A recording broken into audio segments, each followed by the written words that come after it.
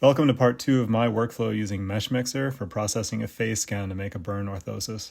I'll be using a consumer level setup. Check out part 1 where I go over Meshmixer basics and how to fix and prepare the scan so everything behaves for what I'll cover here. In this part, I'll go over how to create both negative and positive molds for pulling an orthosis. Printing a negative mold is useful if you prefer a tactile experience. It's easy to sand down raised areas if you want the mask to apply targeted pressure.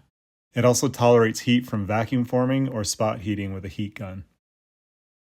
We'll start by selecting all and then clicking Offset. Set the distance for your desired mold thickness. I've found 3 to 4 millimeters works well depending on the size of the face. Make sure the connected box is checked. And that's it, you now have a printable negative mold. Export the file and select STL binary format. In your slicer, you can play with the orientation to handle layer lines. This is pretty rough at 0.3 millimeter layer height. You can see bad stair-stepping around the nose and the chin. Flipping the model upside down can improve these areas. But you can see the trade-off is some roughness around the nose.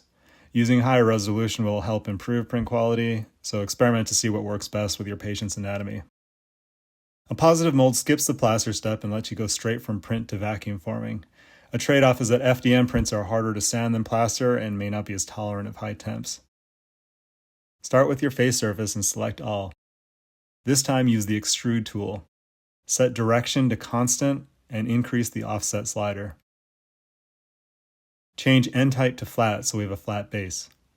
If the result looks backward like this, we need to reverse the direction of the offset. Make sure the entire face is extruded. You can see this little weird part showing where I haven't gone far enough. If the slider is maxed out, just manually type in a value. Here I type in negative 60 millimeters.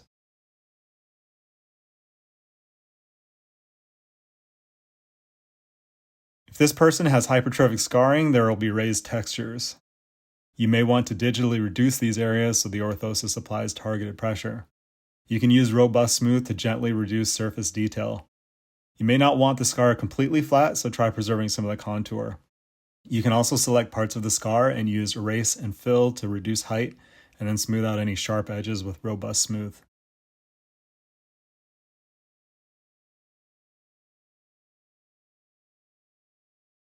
If you're vacuum forming, you might want to add holes in concave areas like the eyes or under the nose to improve suction. Start by selecting Mesh Mix, find the cylinder, and drag it onto the model. Then position it roughly where you want the hole. Set the dimension for the diameter. Here I'm using 8 millimeters. Set composition mode to create new object and accept. In the object browser, hide the other objects except for the cylinder. Then use the select tool and increase the crease angle threshold. This helps to avoid spilling over a sharp edge when selecting a specific area. Then paint over the edge of the cylinder. Use transform. Make sure L for local is selected and not W. Then use the widget to stretch the cylinder so it extends past the face. Use transform to adjust the angle and position if needed. Then clear the face group on the cylinder. Now turn on the face in the object browser. Select and highlight the face, hold down Command or Control if you're in Windows, and then also select the cylinder.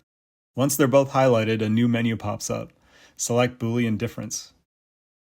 It looks fine here, but if your result looks rough, you can try deselecting Auto Reduce Result, or you can try a different solution mode.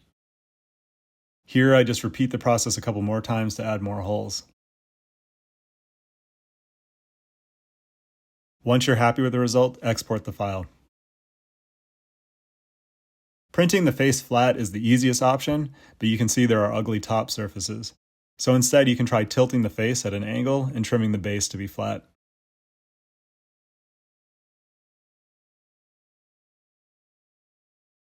Even at 0.3 millimeter layer height, this angled position looks much better and doesn't need a lot of supports.